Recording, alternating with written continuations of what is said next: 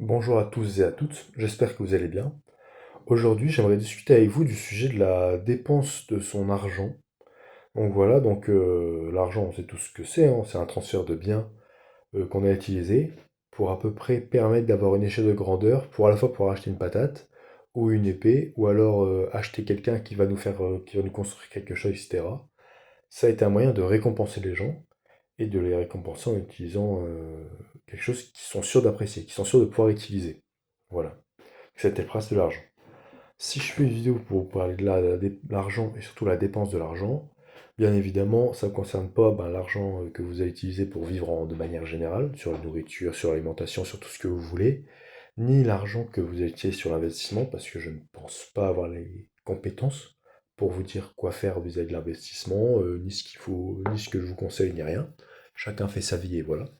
J'ai envie de vous parler de l'argent qui nous reste après ça. L'argent où on se dit, ah bon, ben après les courses, après avoir payé le loyer et après avoir mis de côté pour me payer mon prochain investissement, et ben il me reste ça comme argent. Et ben je me suis rendu compte que généralement, quand on avait cet argent de côté, on avait presque une culpabilité à le dépenser. On se disait, mince, c'est comme l'argent, j'ai travaillé dur pour l'avoir, ça m'embête de le donner et de me le faire. Enfin, ça m'empêche de le donner si ça me rapporte pas quelque chose à moi. C'est ça que j'ai envie de vous parler de ce bracelet, qui est très intéressante. Alors, tout d'abord, le bracelet, c'est une représentation, en fait, de ma vision qui est de cet argent superflu, qui n'est pas de nous donner du pouvoir à nous, mais de donner du pouvoir à autrui. Ce bracelet, pour vous dire, j'étais dans un bar, et je buvais, je sais pas, je devais boire un Fanta, un truc comme ça.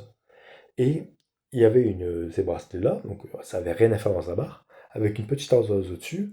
C'est une écriture qui disait pour financer mes études, merci. Et genre, c'est 5 € le bracelet, et voilà, donc ça doit être la fille du proprio ou quelqu'un, bref, j'en sais rien. Et j'ai lu ça, et je dis, tu sais quoi, vas-y, j'achète le bracelet, 5 € pour lui faire plaisir, 5 €, ça me fait plaisir, tu vois. Genre, et déjà, il y a toute cette notion-là, c'est ça me fait plaisir de dépenser mon argent pour une bonne cause. Alors, comme toute dépense, si le plaisir qu'on en retire est supérieur au coût, bah, c'est rentable. Si par exemple, je retire un tout petit peu de plaisir, mais ça m'a coûté énormément, enfin chacun a sa notion de énormément, mais ça m'a coûté beaucoup, ben je trouve pas ça rentable, et ben c'est pas bien. Enfin, c'est pas bon. On n'apprécie pas. Alors que si pour moi j'ai dépensé peu, ou pour moi j'ai dépensé quelque chose de raisonnable pour quelque chose qui m'apporte plus du bonheur, plus de bonheur que ce que ça m'a pris pour avoir cet argent, et ben c'est rentable. C'est un peu cette vision en fait. Et pour atteindre ce bonheur de distribuer, pas distribuer, mais de participer, de donner son argent sans forcément attendre plus de pouvoir pour soi, ne pas dépenser son argent pour avoir des plus beaux vêtements ou pour manger de la meilleure nourriture, mais pour que, par exemple, quelqu'un puisse financer ses études que je croiserai jamais et qui sera jamais, sera jamais sûrement, et qui ne sera sûrement jamais mon nom. Et ben, c'est rentable parce que ça nous procure justement du plaisir. Et une des barrières à ce plaisir, ça peut être la culpabilité, de se dire mince, avec ces 5 €, j'aurais pu les mettre de côté, ou alors j'aurais pu monter quelque chose, etc. Et ça, j'ai envie de vous dire, n'ayez pas cette culpabilité-là, parce qu'avec l'argent que vous gagnez, si vous êtes quelqu'un qui a un rapport à l'argent considéré dans la norme par rapport à notre société, c'est-à-dire que vous gagnez de quoi vous nourrir et de quoi vous loger. Vous gagnez peut-être, à mon avis, de quoi investir. Investir, je ne vous parle pas d'investir en bourse, je vous parle d'investir pour si jamais je peux regarder vraiment trop de trucs en anglais, votre voiture tombe en panne, et ben vous avez comme la compétence de la remplacer. Voilà. Et vous allez même avoir même de quoi faire des cadeaux à vos enfants et tout. Et ben si vous êtes dans une situation où vous pouvez faire des cadeaux à vos enfants, faites des cadeaux à vos enfants, c'est super. Mais si vous êtes dans une situation comme moi, où des fois vous êtes tout seul, vous vivez votre meilleure vie, et vous avez envie de vous faire plaisir, et ben vous pouvez dépenser cet argent.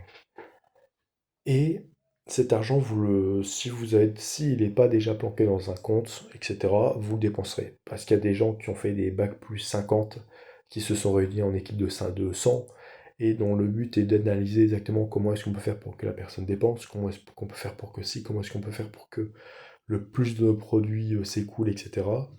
Eh ben, notre pauvre petit cerveau ne peut pas grand-chose face à tous ces gens qui font commerce, en fait. face à la grande majorité de la population, j'ai l'impression, qui fait école de commerce, bah voilà, on n'a pas fait des études pour ça et on va se faire arnaquer. Enfin, pas forcément arnaquer, mais on va le dépenser cet argent. C'est la fameuse anecdote du le fumeur, on va voir un fumeur, on fait ouais, tu sais, si t'avais jamais fumé, depuis 10 ans, si t'avais jamais acheté un paquet de cigarettes, t'aurais pu t'acheter une Lamborghini.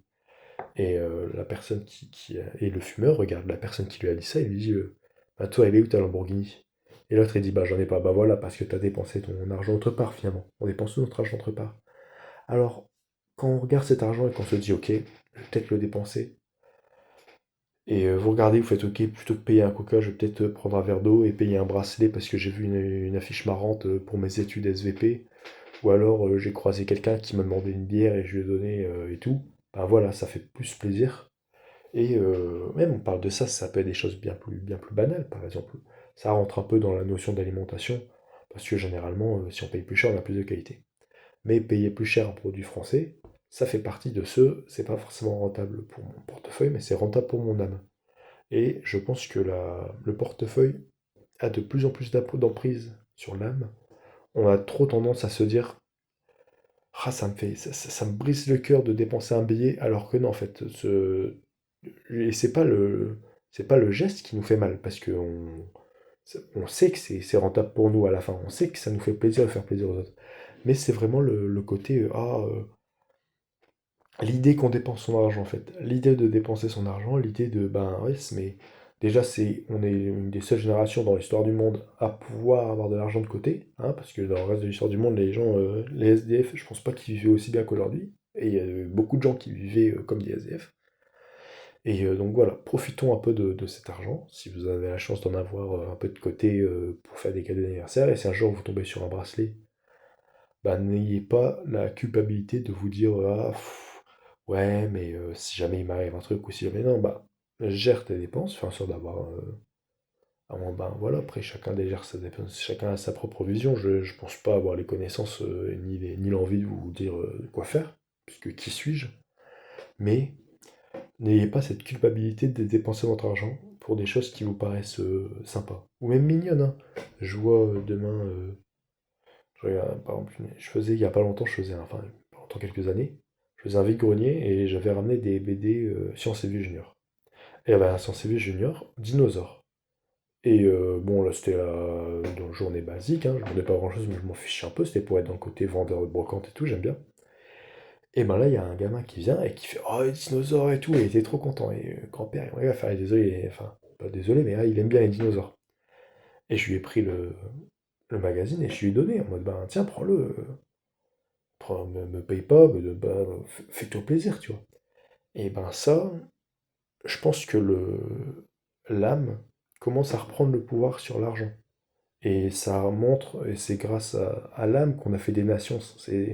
L'argent a créé des start-up nations, des entreprises, alors que c'est l'âme qui a créé des nations et des choses, des belles choses. Jamais l'argent, jamais l'entreprise. Donc voilà. N'ayez pas, concentrez-vous plus sur le bonheur de votre âme que sur le bonheur de votre portefeuille.